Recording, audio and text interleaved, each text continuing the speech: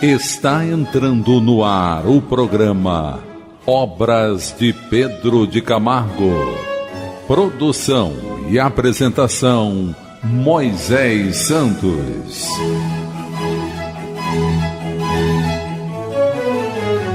Caríssimos ouvintes da Rádio Rio de Janeiro, eu sou Moisés Santos e este é o programa Obras de Pedro de Camargo.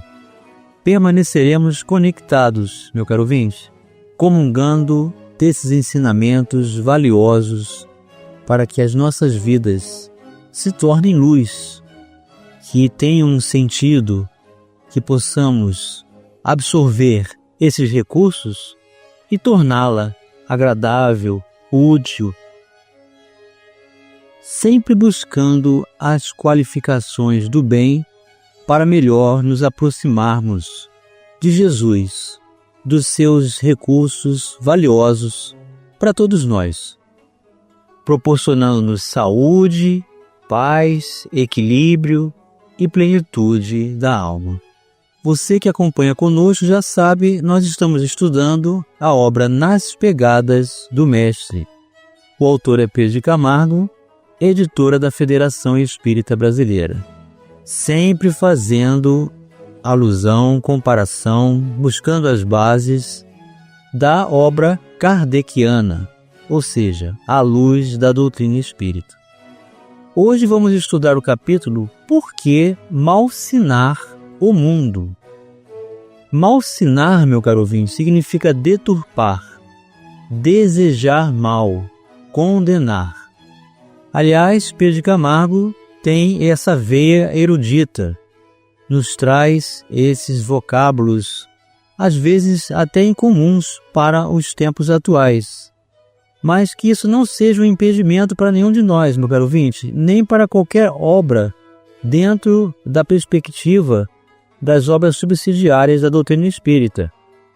Porque não é porque não conhecemos uma palavra que vamos deixar de absorver toda a experiência, todo o ensinamento, toda a luz desses grandes arautos do Evangelho. Então, basta buscar o dicionário. E ele inicia o capítulo sacando do Novo Testamento, do Evangelho de Jesus segundo João, capítulo 3, versículo 16. De tal sorte amou Deus o mundo que lhe deu seu Filho unigênito, para que todo aquele que nele crê não pereça, mas tenha vida eterna. Ele comenta, é costume vituperar-se, ou seja, ofender, menosprezar o mundo, cobri-lo de vilipêndios, que significa humilhações, eduestos, que são insultos, atribuindo-lhe a origem de todos os males que nos afetam. Talvez, aliás, comuníssimo, mesmo entre os adeptos do Espiritismo, deve ser abolido. Então, Pedro de Camargo está nos dando o horizonte de entendimento para não personificarmos o mundo como sendo a fonte e a origem dos males. E ele continua, o mundo não é responsável pelas nossas vicissitudes, que sejam adversidades, desafios, dificuldades. O mal não vem dele, nem da vida terrena. A lágrima que nos sulca o rosto, os vincos que nos assinalam as faces, a mágoa que nos confrange, a dor em suma, sob seus aspectos multiformes, são o efeito de uma causa que está em nós mesmos, e não no planeta que habitamos. É do nosso interior que vêm os maus pensamentos, o adultério, a cobiça, a avareza, a impudicícia, que significa falta de caráter, o ódio, o egoísmo. Tal a causa verdadeira dos sofrimentos e flagelos que assediam a humanidade. Vamos buscar as diretrizes libertadoras na doutrina espírita. Diretrizes libertadoras.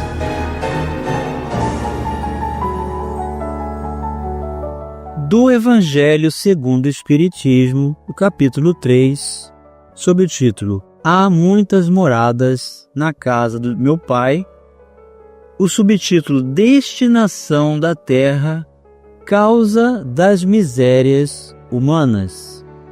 É o item 6.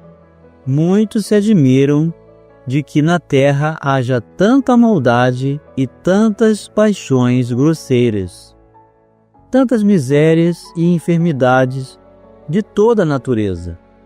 E daí concluem que a espécie humana bem triste coisa é. Provém esse juízo do acanhado ponto de vista em que se colocam os que o emitem e que lhes dá uma falsa ideia do conjunto.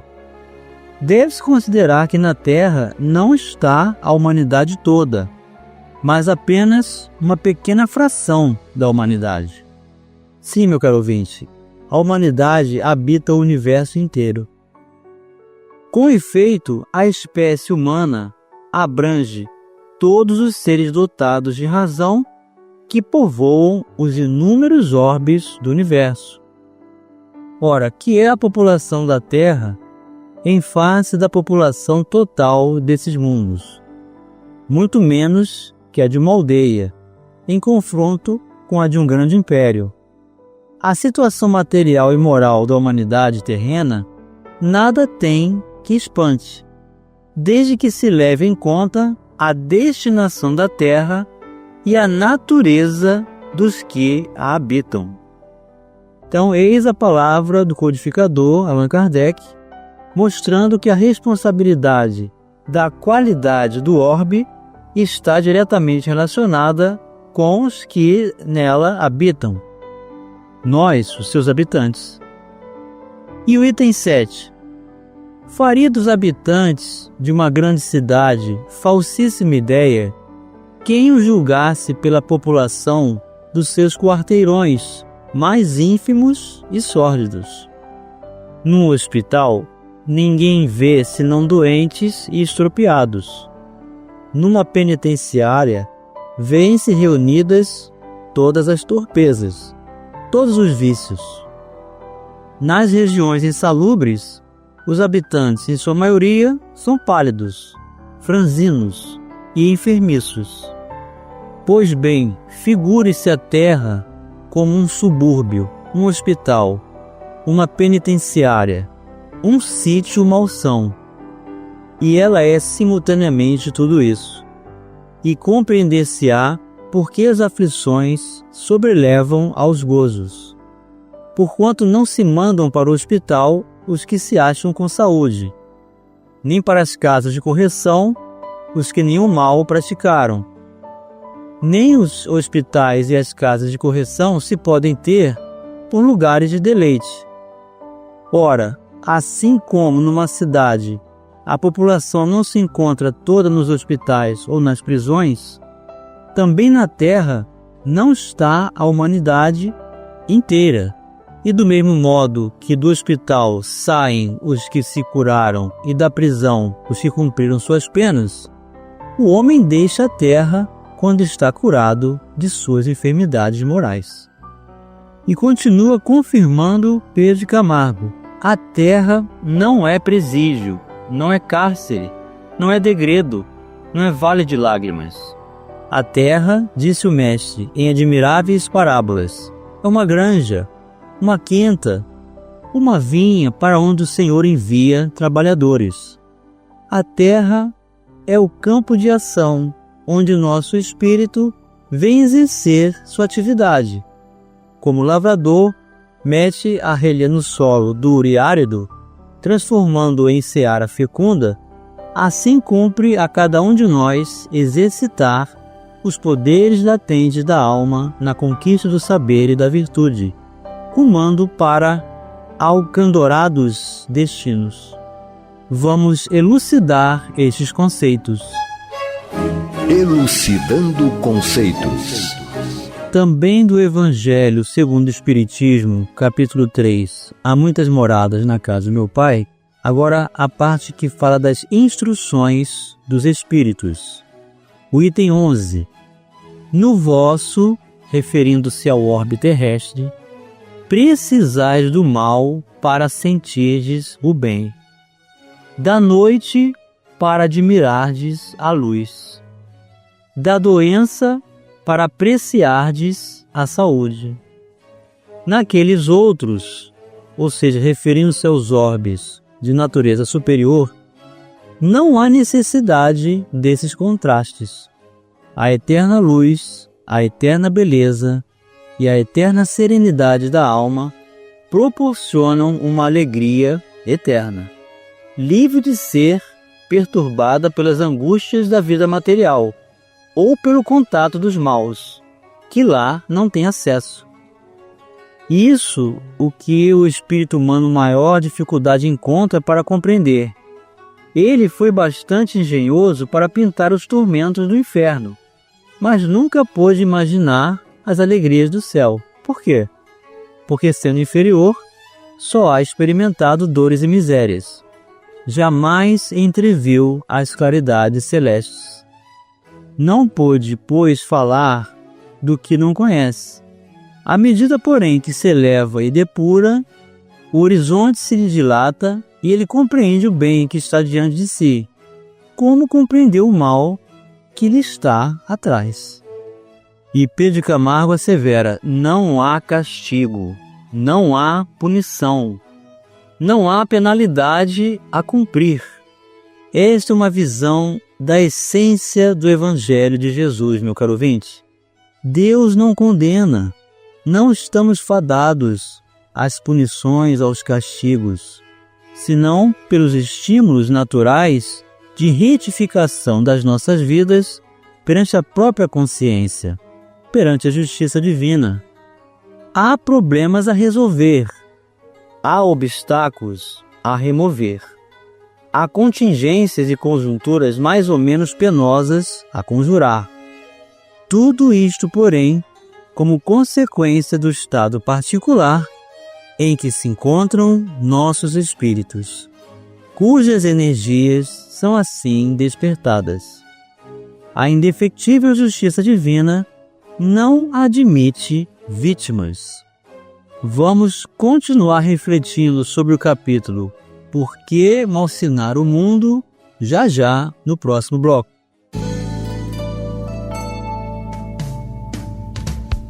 Participe do programa Obras de Pedro de Camargo enviando sua mensagem, dúvida ou sugestão pelo e-mail opg@radioriodejaneiro.am.br ou pelo WhatsApp da Rádio Rio de Janeiro 984867633 aos cuidados de Moisés Santos.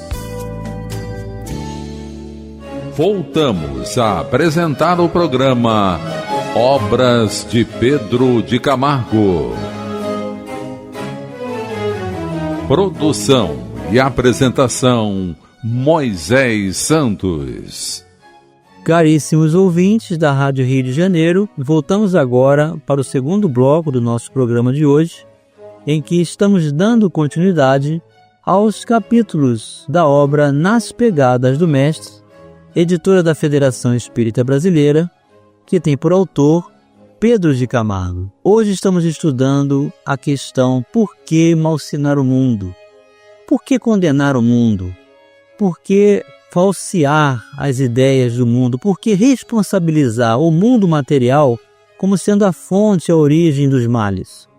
Pedro de Camargo está nos fazendo um grande convite que o Espiritismo confirma: a responsabilidade das características de que vivemos encontram-se primeiramente dentro de cada um de nós. O conjunto de hábitos, de recursos, de conclusões que estabelecemos por interesses próprios, pelo uso da vontade, está dentro de cada um dos nossos espíritos. Então ele afirmou: não há castigo, não há punição, não há penalidade a cumprir. há problemas a resolver. Ou seja, cada um tem a sua responsabilidade. E tudo isso, porém, como consequência do estado particular em que se encontram nossos espíritos, cujas energias são assim despertadas. A cada um é dado segundo as suas obras. Vamos elucidar este verso. Elucidando o verso. Do Evangelho segundo o Espiritismo, capítulo 28, que é o capítulo da coletânea de preces. Nesse capítulo, meu caro ouvinte, você vai encontrar muito conteúdo elucidativo acerca de diversas circunstâncias que nos remetem à necessidade do uso da prece, com diversas sugestões de como orar, não para repetir palavras, mas para ter uma ideia do que podemos pedir, da maneira que vamos sentir e para que essas preces sejam eficazes. No item 51, o prefácio de uma dessas preces nos diz: de todas as liberdades, a mais inviolável é de pensar, que abrange a de consciência.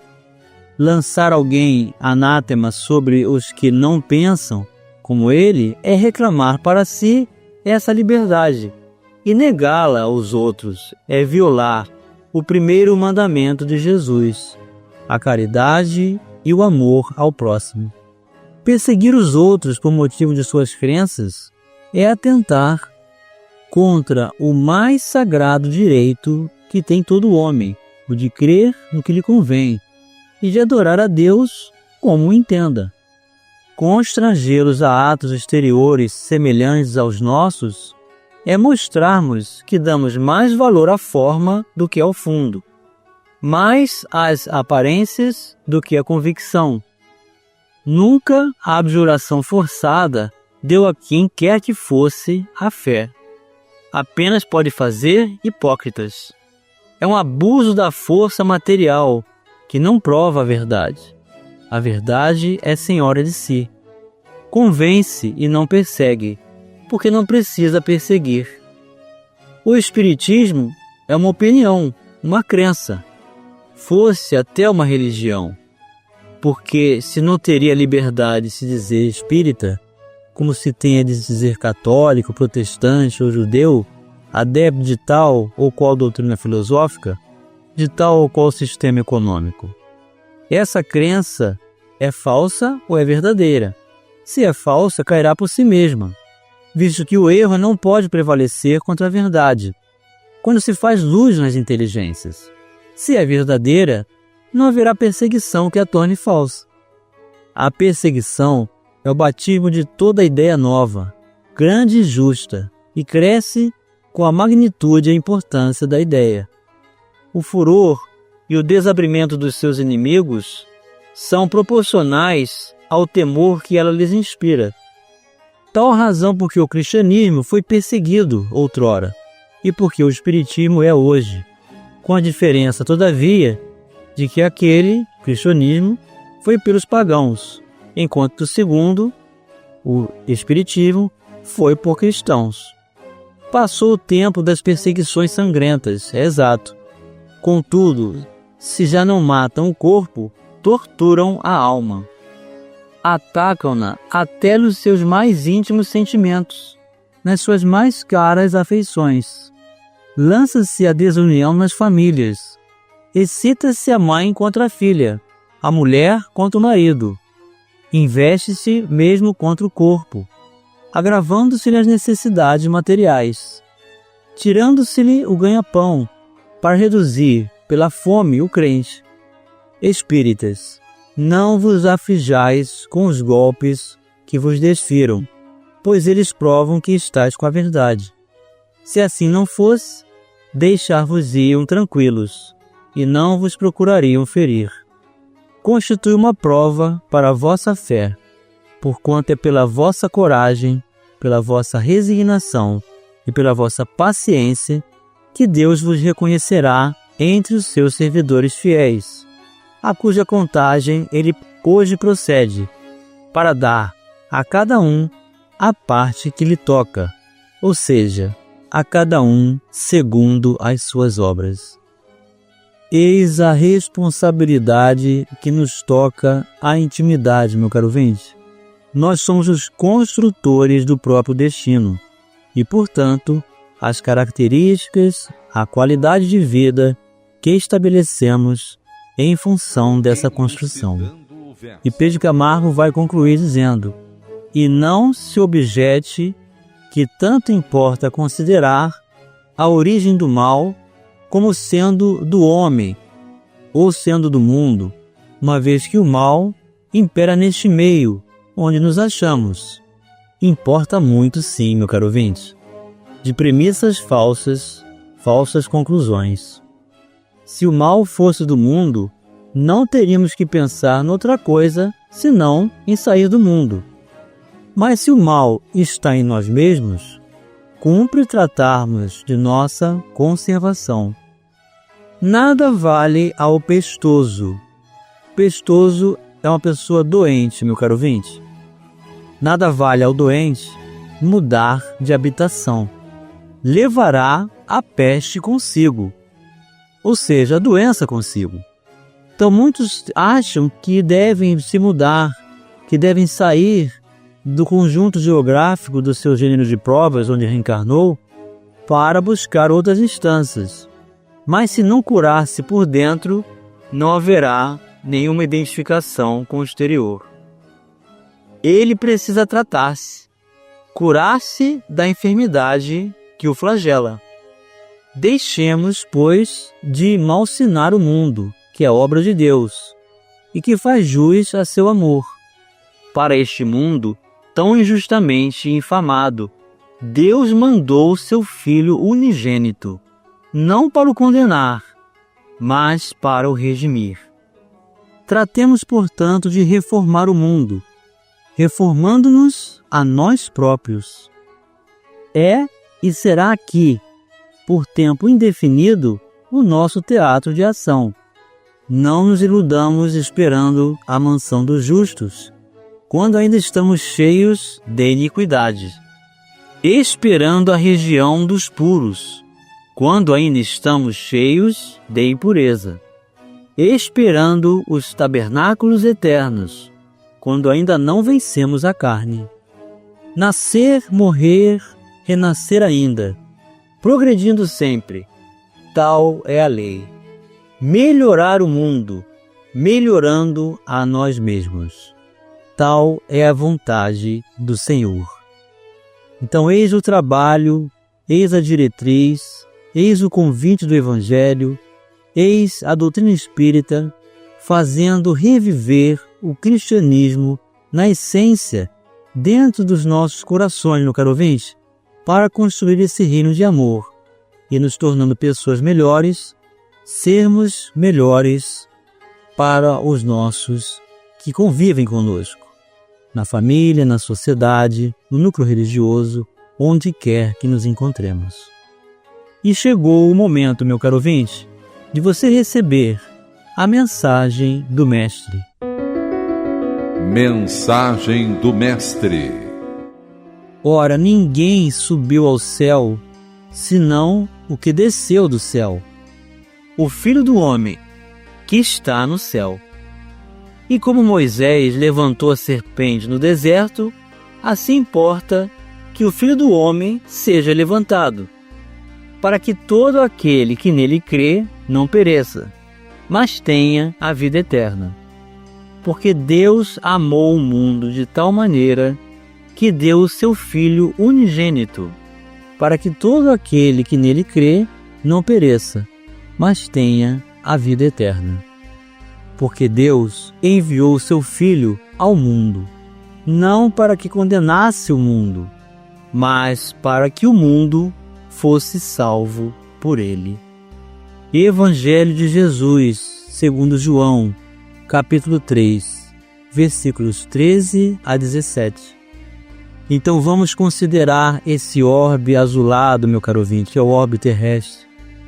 Essa mãe terra que nos acolhe para as nossas existências, para os processos educativos reencarnatórios aos quais cada um de nós foi dado um gênero de provas, um conjunto de valores, de estímulos pedagógicos para nossa retificação perante a própria consciência, perante a justiça divina, para nos libertarmos do mal que está dentro de nós. Este nós temos que resolver, meu caro ouvinte, com muito trabalho, com muito estudo, com muita prática do bem, com muita luz das bênçãos de Jesus em nossas vidas hoje e sempre.